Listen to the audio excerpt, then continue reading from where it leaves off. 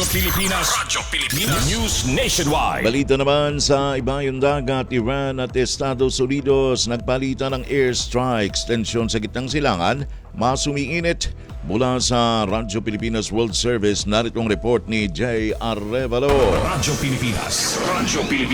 Report. Muling umigting ang tensyon sa pagitan ng Iran at Estados Unidos matapos ang sunod-sunod na airstrike na isinagawa ng magkabilang panig malapit sa Strait of Hormuz. Ayon sa mga ulat, nagsagawa ang Estados Unidos ng mga pag-atake laban sa ilang pasilidad na may kaugnayan sa operasyong militar ng Iran. Sinabi ng Washington na layunin itong protektahan ang kanilang puwersa at tiyakin ang seguridad ng mga rutong pangkalakalan sa rehiyon. Bilang tugon, inilunsad naman ng Iran ang mga pag-atake laban sa mga target na may kaugnayan sa Estados Unidos. Iginiit ng Tehran na ang kanilang aksyon ay bahagi ng kanilang karapatang ipagtanggol ang bansa laban sa mga dayuhang pag-atake. Kasabay nito ay tinanggi ni US President Donald Trump na may nabubuong kasunduan kaugnay ng Strait of Hormuz. Aniya walang kasundo ang nagbibigay sa Iran ng espesyal na kontrol sa naturang ruta. Dahil dito, nagbabala ang mga eksperto na maaaring maapektuhan ang katatagan ng rehiyon at ang pandaigdigang ekonomiya. Mula sa RP World Service para sa Bagong Pilipinas, ito si Jay Arevalo, Radyo Pilipinas, Radyo Publiko.